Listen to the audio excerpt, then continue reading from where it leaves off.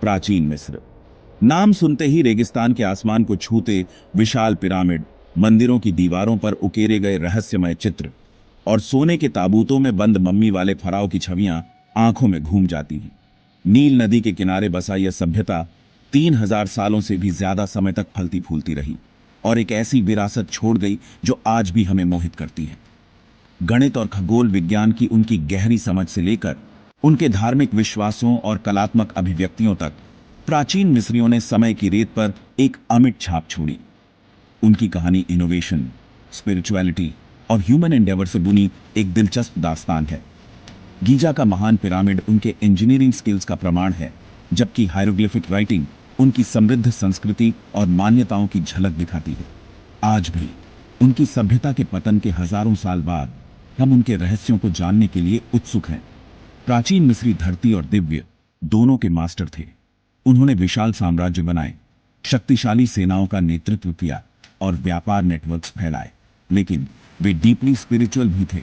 उनका जीवन नील नदी और सूरज तारों से जुड़ा था। उनके फराव को जीवित देवता माना जाता था, जो मनुष्यों और देवताओं के बीच का सेतु थे।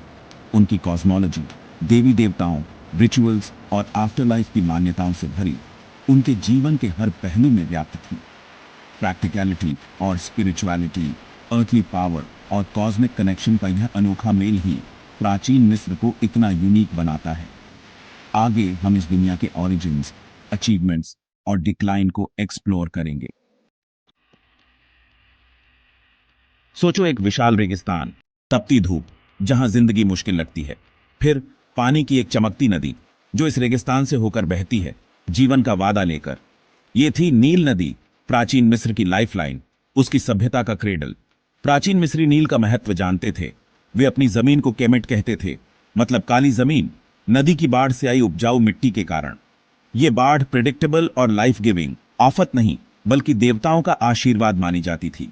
यह बाढ़ न्यूट्रिएंट रिच सिल्ट लाती थी, जिससे बंजर जमीन उपजाऊ हो जाती थी, खेती के लिए परफेक्ट। नील नदी ने प्राचीन मिस्र के जीवन की रिदम तय की। इसने उनकी फसलों के लिए पानी, ईंटों के लिए मिट्टी और कम्युनिटीज को जोड़ने वाले रास्ते दिए।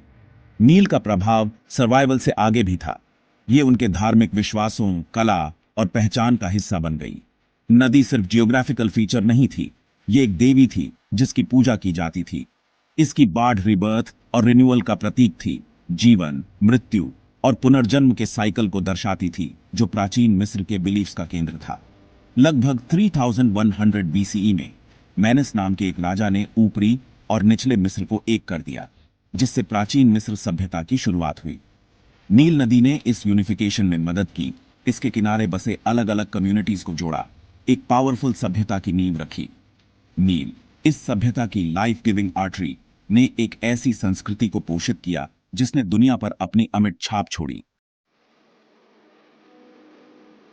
प्राचीन मिस्र के समाज के केंद्र में फराव था, एक अनोखा शासक।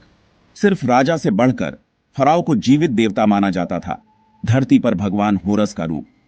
वो देवताओं और लोगों के बीच का इंटरमीडियरी था। ऑर्डर, जस्टिस और प्रॉस्पेरिटी बनाए रखना उसकी जिम्मेदारी थी। फराव की पावर एब्सोल्यूट थी, उसका शब्द कानून। वो मिस्र के जीवन के हर पहलू को कंट्रोल करता था, मंदिरों और पिरामिड के निर्माण से लेकर इकोनॉमी और युद्ध तक। उसका शासनकाल डिवाइन ऑर्डर का प्रतीक था, लोगों की स्टेबिलिटी और प्रॉस्पेरिटी सुनिश्चित करता था। फराव सिर्फ शक्तिशाली शासक नहीं थे, वे प्रोलिफिक बिल्डर्स भी थे। उनके शासनकाल में बड़ी बड़ी आर्किटेक्चरल प्रोजेक्ट्स हुई जो उनके राज्य की वेल्थ और माइट दिखाती थी। इन फराव बिल्डर्स में सबसे प्रसिद्ध खुफू था, जिसने 2580 से 2560 बीसीई के आसपास ओल्ड किंगडम में राज किया। उसने गीजा के महान पिरामिड के निर्माण का आदेश दिया, एक मॉन्यूमेंटल टूम जो उसके रिमेन्स को रखने और आफ्टर लाइफ में सेफ पैसेज के लिए बनाया गया था। महान पिरामिड, खुफू की पावर और उसके लोगों के इंजीनियरिंग जीनियस का प्रमाण है, आज भी दुनिया के 7 अजूबों में से एक है। ये फराव की एम्बिशन, पत्थर में अपनी लेगेसी छोड़ने की इच्छा, उनकी पावर और डिवाइन कनेक्शन का प्रतीक है। फराव का काम सिर्फ राज करना नहीं था, बल्कि अपने लोगों का मार्गदर्शन करना भी था, जीवन और मृत्यु दोनों में, इस दुनिया और अगली दुनिया में उनकी वेल बीइंग सुनिश्चित करना।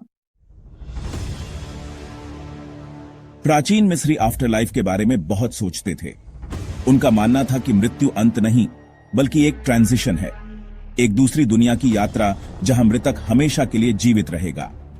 इस यात्रा की तैयारी के लिए उन्होंने इलैबोरेट बेरियल रिचुअल्स और मॉन्यूमेंटल टूम्स बनाए, जिनमें सबसे प्रसिद्ध पिरामिड है। पत्थरों के बने ये विशाल स्ट्रक्चर्स सिर्फ बेरियल चेंबर्स नहीं थे, बल्कि इटर्निटी के घर थे, जो फराओ के शरीर और पोजेशंस को प्रोटेक्ट करते थे, आफ्टर लाइफ में उसकी कंफर्ट और वेलबीइंग सुनिश्चित करते थे। पिरामिड एस्ट्रोनॉमिकल प्रिसीजन से बनाए गए थे। उनकी साइड्स कार्डिनल पॉइंट्स के साथ अलाइंड थीं, जो प्राचीन मिस्रियों की एस्ट्रोनॉमी की गहरी समझ और अर्थली और सेलेस्टियल रेल्म्स के इंटरकनेक्टेडनेस में उनके विश्वास को दर्शाती है। इन पिरामिडों में सबसे प्रसिद्ध गीजा का महान पिरामिड इंजीनियरिंग का एक मार्वल है और प्राचीन मिस्रियों के आर्किटेक्चरल प्रावस का प्रमाण है। ऐसा अनुमान है कि इसे 20 लाख से ज्यादा पत्थरों के ब्लॉक से बनाया गया था, जिनमें से प्रत्येक का वजन औसतन 2.5 टन था।